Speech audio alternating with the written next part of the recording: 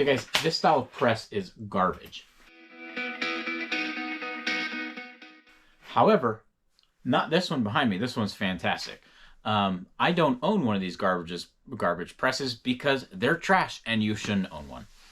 So the type of press that I'm talking about are like this one, or this one, or this one, or this one, or this one. Yep, they're all trash. And you might have seen one that you were like, wow, I thought about buying that press. Maybe something like this one, you know, the Hornady Lock and Load. It's like a $300 press, name brand. Hornady does a great job on mechanical stuff. Their electrical stuff sucks. Conversation for another day, but the mechanical stuff's great. But it's garbage. So you're literally taking your $300 and you might as well just throw that away, because you should just spend it towards one of these progressives, which you can get for, I bought this one for like $430 back in the day. Now they're like $600 or $700. Back in the day, it was like 3.5 years ago. By the way, now they're like $700. But just skip the single stage press altogether. There are essentially no benefits at all to getting one of those. So if you're watching this and you have a single stage, you might be wondering why I'm saying this, because they obviously make them, which means people obviously buy them. Yeah, losers.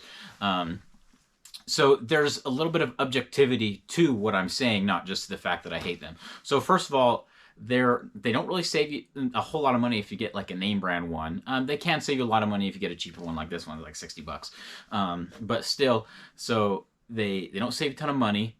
And the biggest one is they take so much time. It is an inordinate amount of time more, like ridiculous amounts of time more. It's more than 4 times, even though the Progressive does all 4 things at once. So you think, oh, maybe it's just 4 times. No, because you have to, like, it multiplies your time of taking things in and out, and it just increases your odds of error. So the time factor. Goodness gracious, single stage presses are time. Okay, another one, and this is kind of a myth where people think, oh, single stage presses are going to get me more accuracy. They're going to be more consistent, and that it can be true, but isn't always true. So on a progressive, when you're putting your rounds in, you might get just slight variance in just with your shell plate and the interaction it has, because you're not sticking the same exact cartridge in the exact same holder in your shell plate. So there's a little bit of variance there. There's a little bit of variance when it moves as well. So my thought is, stop your progressive from progressing.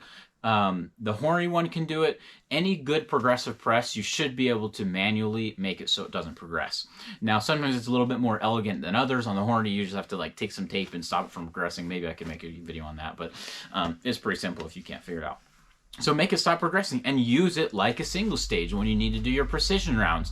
And then when you need to do your bulk ammo, just use it like a bulk press again. And then you don't have to have 2 presses. Now, if you're loaded full of money and you want to have 2 presses, one for precision, your precision rounds, and a single stage for that, then fine. Okay, I guess it has a place in the garage.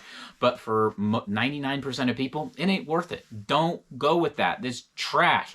Get yourself a progressive and you'll just be happier off. So there's the time, there's the fact that progressives can do everything that a single stage can.